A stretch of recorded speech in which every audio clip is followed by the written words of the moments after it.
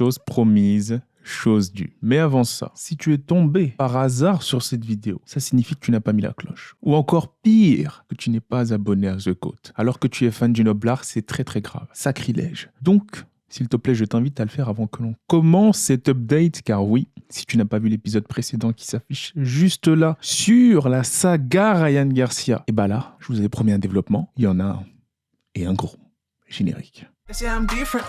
They can go the keys and I leave them. And they gotta say what I wish for, but it's too late. With the fall, we the best now, we the go.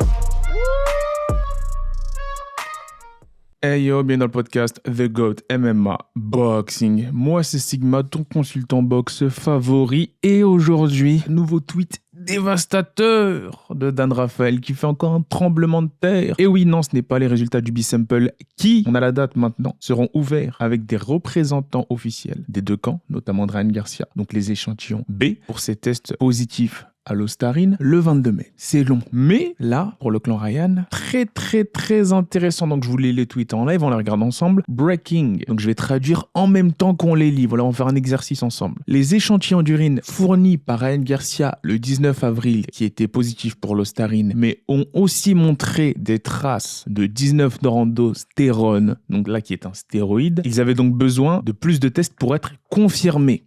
C'est fait. Les rapports de laboratoire envoyés à la VADA, qu'il a obtenu Dan Rafael, ne confirment pas la présence de 19-norandostérone. Qu'est-ce que ça veut dire? Si tu as vu, et je t'invite à aller voir l'épisode dernier, le précédent, si tu as vu l'épisode précédent sur cette saga-là, tu peux savoir que c'est une très bonne chose pour le clan Ryan Garcia. Très bonne chose. Car selon moi, la présence supposée de cette substance, en l'occurrence des stéroïdes, était le seul obstacle, pour moi, gros obstacle qui allait entraver le chemin de l'innocence pour le clan Ryan Garcia. Car si il n'y a, et là maintenant c'est officiellement le cas, que de l'ostarine, ça sent très bon si les rapports d'analyse montrent qu'il y a aussi de l'ostarine dans les compléments alimentaires qu'il a pris, et d'autant plus bon si cette présence-là, le taux d'ostarine est équivalent à celui présent dans les urines et le système de Ryan Garcia. Là, vous comprenez ce que je suis en train de dire. Si Ryan Garcia a un taux d'ostarine similaire à ceux qui est présent dans ses compléments alimentaires, il est innocent. C'est fou, c'est totalement fou. Je lis le deuxième tweet. Si vous êtes Ryan Garcia, c'est une chose positive. C'est un développement positif. Ça veut dire qu'il est dans une moins mauvaise situation, même s'il a raté. Still has failed 2 tests. Donc en gros, il a toujours raté 2 tests pour l'ostarine, but no jackpot. Voilà.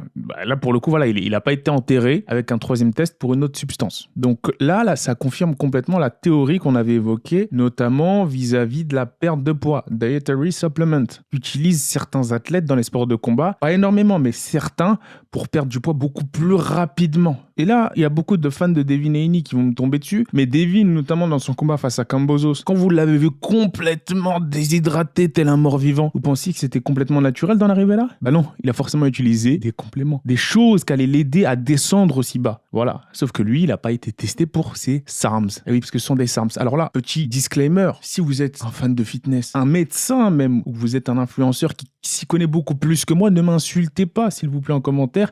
Éduquez la communauté en commentaire et j'épinglerai votre tweet. Et là, vous ferez officiellement partie de la communauté, de la famille The GOAT. Donc voilà, toujours respectueux dans les commentaires, s'il vous plaît. Toujours en étant rationnel et non émotif. Let's go.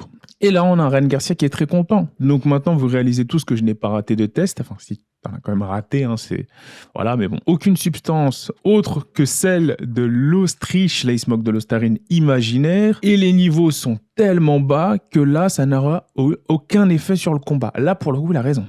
Je sais pas si ils seront tellement bas, on verra. Mais visiblement, là, faut commencer à le croire, le petit Ryan. Parce que là, pour le coup, ça va énormément dans son sens. Et si les niveaux sont très bas, comme je vous l'avais dit, le fait que possiblement il l'ait pris à 2 semaines, voire 1 semaine du combat, je vois pas comment ça aurait pu avoir une incidence sur les 12-50 crochets que s'est mangé Devin Haney. Ça reste de la tactique, là. Là, on sort du domaine du dopage. Là, on rentre plus dans la boxe. Là, c'est vraiment problématique. C'est pas comme si c'était un combat ultra disputé, et les deux allaient coup pour coup, et c'est le plus endurant qui a gagné. Non. Là, c'était clairement le plus rapide et avec un meilleur timing. Et on sait que Ryan Garcia, il a toujours été extrêmement rapide, avec un très bon timing sur son crochet gauche. Ils ont essayé, but no lies stand.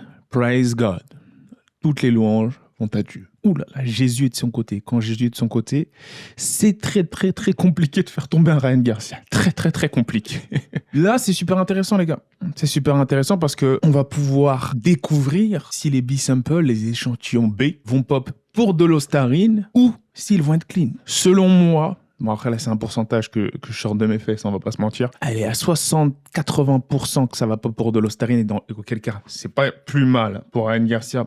Il va pouvoir commencer à envoyer ses avocats pour cette battle juridique qui va énormément dans son sens. Et là, pour le coup, il a pas mal de chances d'obtenir l'innocence dans ce cas-là. Et dans le meilleur des cas, les échantillons B, comme Alicia Baumgartner, miraculeusement en ressortiraient intacts. Complètement clean. Les gars, si vous êtes spécialiste en SARMs, mettez-moi en commentaire si prendre des SARMs potentiellement de manière accidentelle à 2 semaines d'un combat a énormément d'influence sur les performances physiques. Là, je vous pose la question en commentaire, à ceux qui s'y connaissent. Parce qu'on est une communauté, on s'entraide, on monte ensemble. Le projet 50K, Road to 50K, n'oubliez pas de vous abonner, de liker cette vidéo, c'est très très très important. Et là, Dan Rafael, je lui en veux un peu, parce que c'est vrai qu'il y a pas mal de fans qui commencent à lui dire à Dan Rafael, merci de faire tous ces rapports, merci de nous tenir au courant, mais attention à ne pas salir le nom des combattants de manière inutile lorsqu'il n'y a pas de confirmation sur ces rapports-là. Par exemple, le 19-neurandrostérone, là, ce stéroïde-là, il n'avait pas été confirmé et Dan Rafael l'a quand même rapporté. Et c'est vrai que ça a causé pas mal de préjudice à l'image de Ryan Garcia alors que ça n'avait pas été confirmé. Et là, moi, je mets mon mea culpa parce que je m'étais calqué sur Dan Rafael, notamment lors de ma première vidéo pour annoncer le test raté. Maintenant, ça ne veut pas dire qu'il est complètement innocent, les gars. Nous, vous savez, ici, on a un média neutre et bon, j'avoue que là, c'est très bon ce qui est en train de se passer pour Ryan, mais tant que l'affaire n'est pas clôturée, on ne peut pas dire s'il est complètement innocenté. Par contre, le mal est fait. Là, ça commence à faire beaucoup. Là, on commence à voir que Devin, et c'est ce que je craignais, je t'ai fait beaucoup dominer sur plusieurs rounds en étant allé plusieurs fois au tapis face à un adversaire qui était certes en surpoids, plus rapide, avec un meilleur timing et qui avait de l'ostarine dans son système. À quelle quantité? C'est là où tout va jouer. C'est là où tout va jouer, les gars. Si ça a faible quantité, je pense que c'est bon. That's a wrap. Mais là, déjà, c'est bon. Hein. Là, dans l'esprit collectif des gens, je vous le dis, hein, il est complètement innocenté. Là, les gens sont déjà en train de le féliciter sur Twitter en commentaire. Good on you, Ryan. Bravo, t'avais raison. Ils ont fait ça car ils t'ont aperçu en compagnie de Trump. Et ils ont fait en sorte que les tests salissent ton image, car ils voulaient un maximum minimiser l'influence de tes actes sur la population. Ah bah là les gars, cette narrative-là, maintenant il y a plein de narratifs qui commencent à monter, et moi je lève les mains. Je lève les mains les gars, j'observe. On va rester dans la boxe, mais pour le coup c'est drôle. C'est drôle ce qui est en train de se passer, parce que moi je pensais vraiment, quand les tests sont sortis, que Ryan s'était juiced up à fond avec une tonne de stéroïdes. Quand j'ai vu les premiers rapports de Dan Rafael, et c'est là le problème. Alors que c'est pas du tout le cas. Il y a plein de combattants qui sont dans ce cas-là, on en a parlé, notamment avec Travis Tiger, l'une des têtes de l'USADA qui disait que ça arrive à une grande majorité de combattants pour lesquels des tests en ressortent positifs pour ces SARMs. C'était vraiment une vidéo rapide les gars, une vidéo rapide pour vous dire que ça sent vraiment bon pour Ryan. Je vous tiens encore au courant si jamais encore une fois, je pensais pas qu'aussitôt il y allait avoir un développement. Normalement d'ici le 22 mai, il y aura pas d'autre développement. Mais là, si je vais sur le Twitter de Devin, je me demande ce qu'il se dit. Parce que c'est bizarre pour le clan Eni actuellement.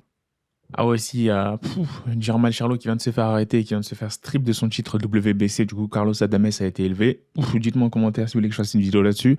Mais ça sent pas bon pour Big Charlo qui était supposément le prochain pour affronter Canelo en septembre. Là, on a Devin Haney qui dit que si les niveaux étaient assez hauts pour que tu sois testé positif, de manière évidente, ça a eu un effet. Tu es une salle. Ah, Devin, not a good look, Devin. Dans ces moments-là, je pense qu'il faudrait que tu restes silencieux, surtout vu la prestation. Là, c'est pas le moment de parler. Ah ouais, donc là, clairement, ce qu'il est en train de faire, Devin, c'est retweeter toutes les miettes qui lui restent sous la main. Oui, c'est correct qu'il ait été testé positif pour de l'ostarine, mais pas autre chose. Correct de Dan Rafael et Devin qui retweet. Devin, c'est pas une bonne chose pour toi, ça. On sait déjà qu'il est positif à l'ostarine, mais pas à autre chose. Donc tu devrais peut-être pas retweeter ça. Enfin, je sais pas. Bon, grosse force au clan Haney pour cette défaite. Les gars, ça reste que du sport. Ça reste que du sport. Ne soyez pas attachés émotionnellement à ça, sinon vous risquez de tomber malade. comme la défaite du PSG hier. Moi, ça fait un moment que moi, grand fan du PSG, ça fait depuis qu'on a perdu face à l'équipe C de Manchester United en quart ou je ne sais plus en quelle année, ça m'avait fait tellement de mal. Et j'avais ressenti tellement de répercussions physiologiques et mentales suite à cette défaite traumatisante, avec Evra qui disait « Les Parisiens sont des... » dans sa voiture, non, ce sont des images très traumatisantes. Depuis ce moment-là, le PSG, je les supporte, mais de loin. Oui, de loin. Je suis content s'ils la prennent, mais je n'ai aucune attente sur le fait qu'ils vont la prendre. Voilà, donc c'est comme ça qu'il faut prendre la boxe, surtout que là, la boxe, c'est dangereux. Voilà, donc ne soyez pas vraiment émotionnellement attachés, observez-le et appréciez Nobler d'un point de vue technique, vraiment, dans sa forme la plus pure, et profitons du spectacle. Sur ce, n'hésitez pas à liker, commenter, allez voir les interviews qu'on lâche, la dernière en date, Moustapha Zaouch, Svenjman, allez donner de la force. Parce que sinon, j'arrête de faire des interviews, les gars. Dites-moi si vous voulez que je continue à faire des interviews de jeunes boxeurs, de jeunes prospects qui sont en train de monter en France, ou si vous voulez que j'arrête totalement. Mais ce serait dommage pour vous, pour toi, jeune boxeur qui regarde ce podcast, qui est un grand acteur de la GOAT Family. Ce serait dommage si toi, futur champion de France, futur champion du monde, tu serais amené à monter dans les rangs de la boxe en France et que je ne puisse pas t'interviewer car tu as pris la décision, toi, que j'arrête de faire des interviews. Ce serait dommage. Donc, continuez de liker, j'aime beaucoup. Continuez de commenter, donner la force à ces jeunes boxeurs, même si vous ne les connaissez pas. Parce que c'est ça le but. C'est nul de faire des interviews toujours de gens que vous connaissez, dont tout le monde parle constamment. Là, ça se trouve, là, les jeunes boxeurs que je suis en train d'interviewer, d'ici 5, 6, 7 ans, même plus tôt, ils feront des dégâts à l'international. On les aura découverts ensemble ici sur The GOAT. Donc, c'est important de supporter, les gars. Sur ce, moi, je ne vais pas rester trop longtemps. J'ai des rendez-vous. Je vous dis peace. Portez-vous bien, soutenez sur les réseaux sociaux, abonnez-vous au Instagram, au Twitter. Et... way to go!